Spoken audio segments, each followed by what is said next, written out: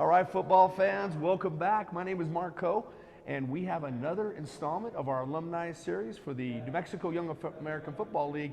And I am blessed and honored to be standing next to Landrick Brody, a local product here, deep history in all levels of football, and just an overall great guy. Landrick, pleasure, man. Thank you for coming aboard today. Appreciate you. Maybe you could give us just kind of a little recap of kind of your experience with Yaffle and then kind of your journey through football and what you're doing today. So Yaffle, I kind of got involved with Yaffle fresh out of college. I went to UNM here from 2000 to 2005. And actually, Mark, who you interviewed a little bit earlier today, that's who got me involved in Yaffle. I was the equipment manager at Yaffle from 2007 to 2011. And I just developed a passion for the league, man. At this point, I've had 4 kids that have been through the league, 2 football players, one who's a younger guy who's still going through it now. And I've had 2 cheerleaders. I have my oldest cheerleader cheers in high school now. I have another cheerleader that'll be cheering in the freshman division. So this league is just near and dear to my heart, man. It was the closest thing I could do to stick to playing after I was done.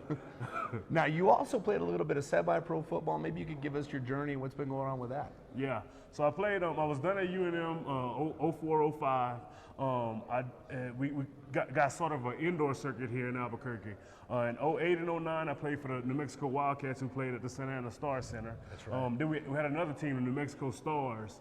I played for those guys in 2013 and 2014, and then we got the Duke City Gladiators, which I've played. Championship. Yep. I played for the Gladiators in 2015, 2016, 2017, and I was the offensive coordinator for 2018 and 2019. So you were part of that championship run. Yeah, back to back. We had 2 in a row. That's amazing. That's amazing. So when we're thinking about football and a lot of the time and effort that you put into it, and I know you're really into the coaching side and take care of kids, I happened to bump into you, strangely enough, in Denver, Colorado at one of the Glacier clinics, and that's not something that Yaffle pays for. That's something that's on your dime. Tell me a little bit about why you do things like that and what's your inspiration for doing things like that? I just look at it, the game is evolving, and I think that it's our job as coaches, as people that are trying to reach out to the youth, to evolve with it. There's a lot of new techniques and things to make the game more safer. Because all of us know that our sport's a little bit of at attack right now. Those glacier clinics and things like that, it gives us more of a heads up, more of a different way of looking at things, a newer school way, I call it. It's better ways to tackle, it's newer ways to tackle. A lot of people like the Heads Up USA tackling that we use at Yaffle now, a lot of those coaches at that Glacier clinics, they reiterate those type of things. So I took my whole staff this year. I took 2, myself and another offensive guy, 2 defensive guys, and we cliniced it away, man. We went to every clinic we could find that related to youth. I sent them there, and it's just like I said, we want to give a good product to our kids. We want to put them in a position where they can succeed in this game. And that clinic, it does a good deal to help us.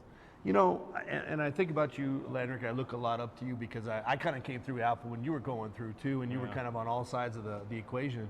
And I think about the impact you've had on these young kids today. When you're looking back as a coach and a parent, because you kind of played both roles, what do you think the biggest differences are between the two, and where do you think the buckets are today, and what would you recommend that each side kind of look at when they're doing these things? As far as I look at it from a standpoint is, man, kind of let the coaches coach, let the players be players. In my eyes, the parents should be the kids' biggest cheerleaders. I look at things from a standpoint where coaches are. I don't look at the X's and O's from that standpoint. I look at it as far as what can a coach bring to a kid. It's all about the buy-in. That's what I look at it as from more of that standpoint. If a coach can get a parent or a kid to buy in, it helps it helps the program. I've been around some coaches that are great X's and O guys, and it shows in the product they put on the field as far as the kids, the way they perform, the way they act. I've seen people that hadn't been the greatest X's and O guy, but they create such a culture. They create a culture that kids follow, and that's what I try to implement in all of my kids, man. And from parents on up, if parents can have their kids buy into that culture, it creates a better product for the kid. It creates a better experience. Because at the end of the day, man, it's all about the experience. You want that experience to be something that they can go through life with. So, you know, that's such a great commentary on kind of what the nature of the game is, really. It's less probably about, like you said, wins, losses, more about just teaching kids things outside of the game. When your sons talk about the game, and they relay memories and things, do they typically talk about specific plays on the field, or they talk about relationships and things they built when they were going through Yaffle? They talk about the relationships, man. And I think that's what carries more than anything you would ever, whatever you can take from this game, those relationships will last forever. I tell a story to my kids all the time. My best friend in life now, he's a accountant for Mercedes-Benz. He stopped playing football when we were in the 10th grade, but the relationship we built, it was a relationship of accountability. Through that game, we were able to hold each other accountable in life, man. And that's what I always try to kind of feed to my kids to carry on to each other, that accountability towards life. Because at the end of the day, you and I know some of those guys don't even go play football past the high school level. Some of them don't play throughout the high school level. But that accountability, that relationship that they build, it lasts a lifetime, man. That's amazing. And you know, I think you've hit it on the head. That's probably the funnest thing I remember about kids and stuff is the memories off the field rather than on the field. So great point. You brought up something that's kind of interesting and sort of forgotten about in Yaffle, and that's the cheerleading side. I was happy that you mentioned that because a lot of times we forget this is not a football-only league. This is a football and cheer league. And I remember bumping into you at the cheer competition, and you were the greatest cheerleader on that sideline. I'll tell you what, speak a little bit about the cheer program and how much that impacts the youth females in our league as well, who also play football, but the ones that decide to cheer. Tell me a little bit about that. Your daughter was in that. I think that the cheer brand makes it more of a full family experience. You know, it leaves nobody out. Like I tell people all the time that the Yaffle football season, it was one of the happiest parts of the year in my life. It's a time where my entire family's together, and that cheer program it instills the same qualities in the football program that it does. My daughters they hold themselves to a high standard because of what they went through the cheering process. It's the same thing as for this being accountable for your teammate.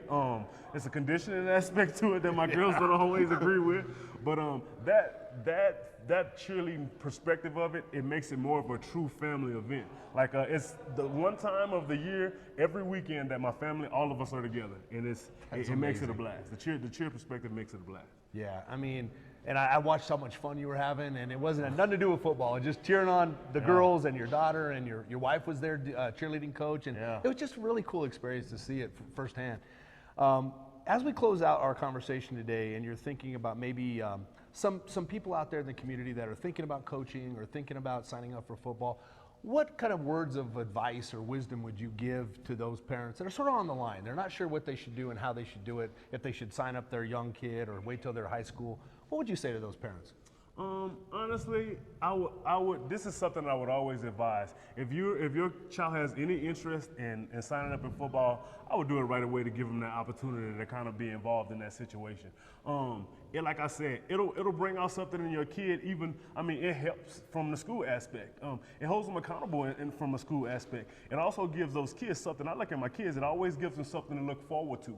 They know if my grades are good, coach is gonna be good. Gonna be good with me at practice. I hold my kids accountable from an academic standpoint as well. One of the first things I ask my kids when they come to practice, how are your grades, man? Because one doesn't come without the other. If you want to do it on a high school level, you want to do it on a college level, those grades come along with it. And to be honest, the grades come first.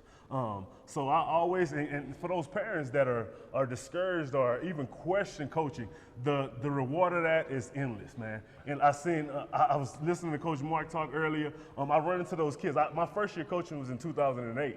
And it was kind of like I was through into that position, and I kind of didn't know what to expect. I didn't know what I would get out of it. And I run into the same thing. I run into kids in the store. They're grown men, man, and they still remember those tidbits of practice. Coach, what's up? Yeah, they remember tidbits of practice. The shoes I used to wear. Coach, you remember you had those red shoes?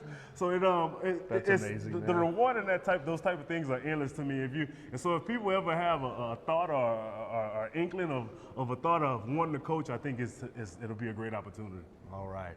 Well, hey, I'll tell you what, it's been a pleasure today to be able to spend a little time with Landrick Brody. He's a great member of our community. He does a lot of different things for us, both with his family and other families, has a lot of inspiration. And I tell you, Landrick, I just appreciate you taking a minute with me, man, and it's been a pleasure. Appreciate it, man. All right, man. Appreciate Good luck it, to you. Thank you. Thank you.